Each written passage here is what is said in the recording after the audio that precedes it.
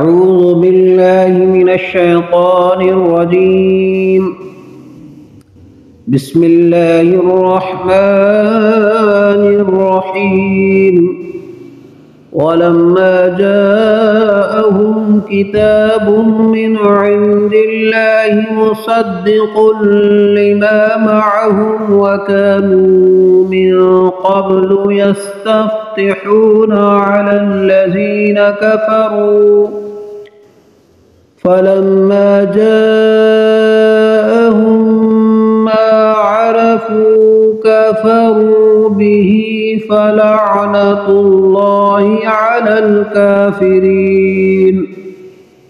ترجمہ کنز الایمان۔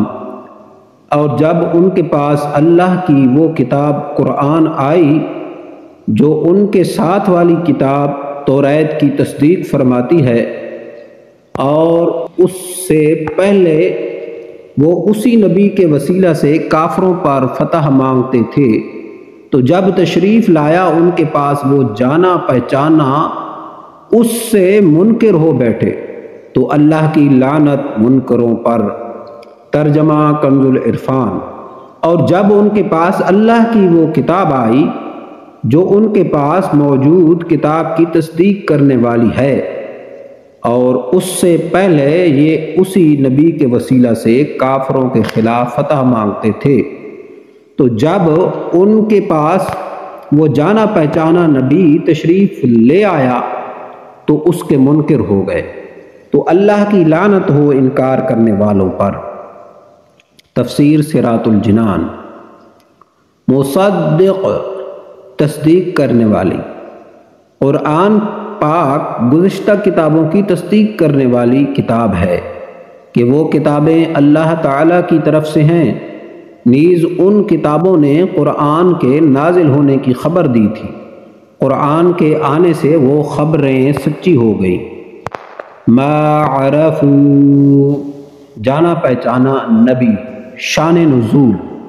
امام الانبیاء صلی اللہ تعالی علیہ وآلہ وسلم کی تشریف آوری اور قرآن کریم کے نزول سے پہلے یہودی اپنی حاجات کے لیے حضور پرنور صلی اللہ تعالی علیہ وآلہ وسلم کے نام پاک کے وسیلہ سے دعا کرتے اور کامیاب ہوتے تھے، اور اس طرح دعا کیا کرتے تھے: اللہم افتح علینا وانصرنا بالنبی الامی، یا رب ہمیں نبی امی کے صدقہ میں فتح و نصرت عطا فرما۔ اس آیت میں یہودیوں کو وہ واقعات یاد دلائے جا رہے ہیں کہ پہلے تم ان کے نام کے طفیل دعا مانگتے تھے، اب جب وہ نبی تشریف لے آئے تو تم ان کے منکر ہو گئے۔ تفسیر کبیر البقرہ تحت الآیہ 89۔ جلالین معجمل البقرہ تحت الآیہ 89۔ کی حاجت روائی کا وسیلہ۔ اس سے معلوم ہوا کہ دنیا میں تشریف آوری سے پہلے حضور پرنور صلی اللہ تعالی علیہ وآلہ وسلم کے توسل سے دعائیں مانگی جاتی تھیں، اور حضور اقدس صلی اللہ تعالی علیہ وآلہ وسلم کے وسیلہ سے پہلے ہی مخلوق کی حاجت روائی ہوتی تھی۔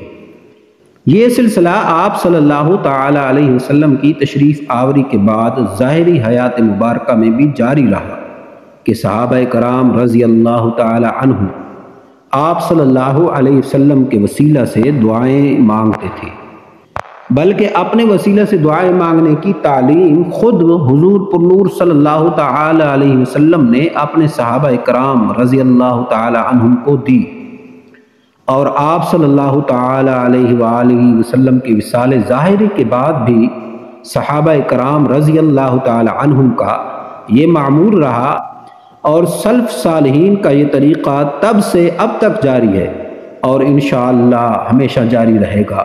اعلیٰ حضرت رحمت اللہ علیہ فرماتے ہیں: وہ جہنم میں گیا جو ان سے مستغنی ہوا ہے خلیل اللہ کو حاجت رسول اللہ کی۔